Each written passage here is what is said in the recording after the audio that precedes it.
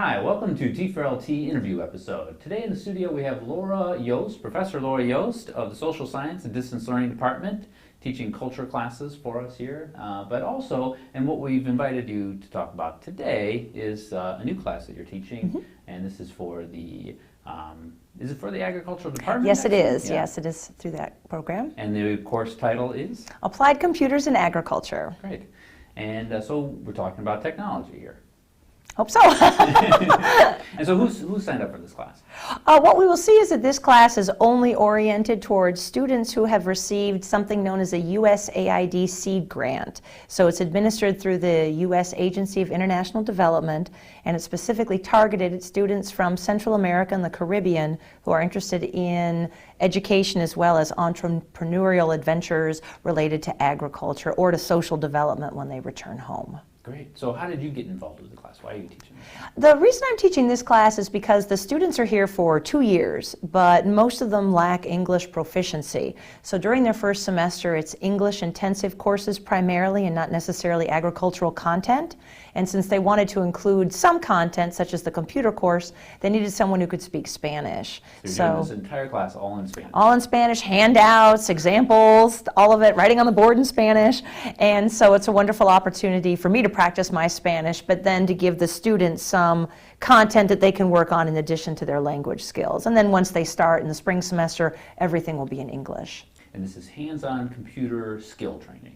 I believe so. At least that's what we try to do, based upon the Word platform, or the Office suite rather. So we have Word examples, Excel examples, PowerPoint, and then to break it up a little bit, we use Adobe Photoshop for some graphics, and then we also talk a little bit about coding HTML. Interesting. So you've always been a proponent of HTML. You kind of use that in your distance ed classes. And how did you get involved with knowing the HTML side of things? Well, it's kind of interesting. When the internet first started, my then boyfriend, but now husband, was really into programming HTML. And he used to show it to me, and I totally blew it off. I don't know why. And then about 2 years later, I was reintroduced to it, and I just really enjoy it. And I think, as opposed to, at least in the beginning, those programs that would code things for you automatically, it gave individuals a greater flexibility so that you weren't necessarily locked into the limited features that the program gave you, left, right, center, where you could create your own table and kind of move it around where you wanted to.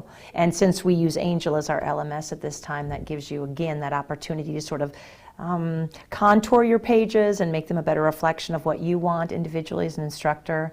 And I think it's a good skill for them to have if they ever need to advertise themselves, maybe on the internet. And it gives them, I think, a little bit of sense of empowerment because it's their creation and their code. So I think it's kind of fun. Yeah. So students are learning the HTML to program their own web pages to take that back home and set Absolutely. So is that like an activity that you do, or maybe describe some of the other activities?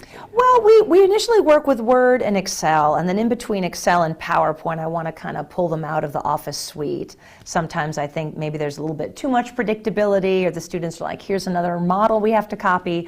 And so this really takes them out of their comfort zone, because while some of them might have a little experience with Word or Excel, none of them have any experience with HTML. So it's a nice new introduction. So we initially create 3 graphics of our own using Photoshop, which is, again, another program they have no experience with. And I think that's fun, again, because you're creating something. And then we start by creating pages where they then can integrate those graphics. So we'll code it so that they can insert those JPEGs. And I think that's kind of interesting because, again, it's all new. They don't know how to open the file and check it through your internet browser before you upload it to some server. So it's really just a series of new things we integrate with maybe what's a little bit more common or a little more familiar. What kind of things are the students kind of taking away from this program? What kind of, or do you hear back from them? Do you get feedback from the students? Are they taking this skill set back to their home country and then using it in some productive means? I certainly hope so. At least that's the goal. They're here for 2 years, with the idea being at the end of their second year they will produce some sort of program, whether it's related to agriculture or to some sort of social service. So in the first 2 years we had examples of AIDS awareness, reforestation, clean water, recycling, and another student who wanted to recycle coffee beans that didn't have a perfect physical appearance because oftentimes those were rejected by wholesalers. So the idea is that they will use their 2 years of experience to produce something then that they can take back home, basically use it as an action plan.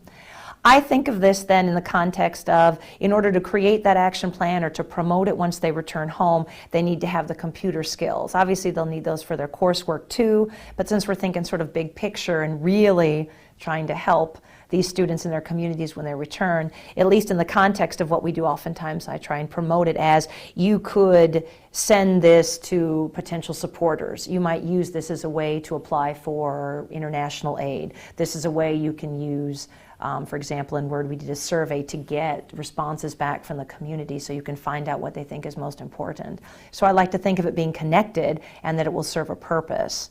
In one instance, I do know that they were utilizing Word to create a pamphlet in Honduras, I believe, or Nicaragua, that they were going to administer to the youth, dealing with condom use and some other very serious issues because they felt that the teenagers in their community weren't receiving the information they needed for AIDS prevention. So it was going to be a hands-on, concrete production that they could distribute with the assistance of the YMCA.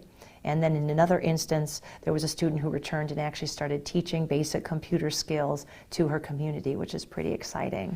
So, I mean, it's happening. It's happening. And the teaching goes on. So now yeah. they can take that, what you taught them, and teach them to other people in their own community. Yeah. Which I think is what they need. I mean, to be honest, we're talking about a very challenged region economically. They don't have a lot of infrastructure. Through initial surveys that I give the students during the first week or two to become more familiar with their experiences, a lot of them don't have access to clean water, consistent electricity, computers with any regular basis. So it's a very interesting context, and taking that into account, I think it's important that yes, they are growing in their skill set, because that can bring about dramatic change when they return home. So what's your plans for the future for this class? If you keep teaching it, any changes you might make at this point? I try to, it's applied computers and agriculture is not my area of expertise, but I do try to connect it with more real-world examples. So we do a brochure or a folleto, and I try to teach them that they can utilize pre-existing formats to create something very fancy, because we can talk about one that you can fold 4 times over, printed in color, and that's quite impressive. So in a lot of cases, we try to stress professionalism, nice arrangements, this idea that you're creating something aesthetically pleasing that also has content. And I'd like to become maybe a little bit more familiar with real-world examples that I could integrate into what they're doing. We try to do that with Excel, tapping into agricultural websites from Mexico and from Central America that talk about product distribution, and then using some of their numbers as samples to plug in. I'd like to continue to integrate more of that real-world example into what they do so that they maybe have a better sense of purpose in terms of why are we doing this, or how might it be applied when we get home. We're trying, but I think I've got a ways to go with that one. Any video plans for the future? Can they produce their own videos maybe? We've used Jing, and they were just really pretty impressed by that. So I mean, every now and then we try and show them something kind of new.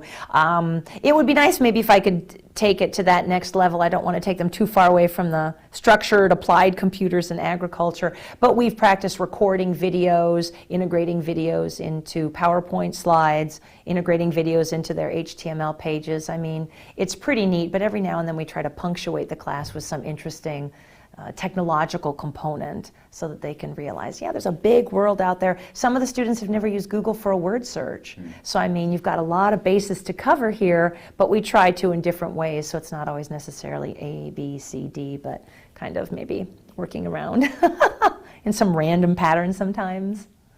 Randomness can be good. I hope so. Well, I think it forces you to think, outside the box and make some of those connections you might not necessarily have made before. Yeah, well, thanks for helping us make connections here and being random with us today. Yeah. And we'll talk to you later. Thank you for this opportunity to talk about the class. It's a wonderful program, and I think people deserve to know about it.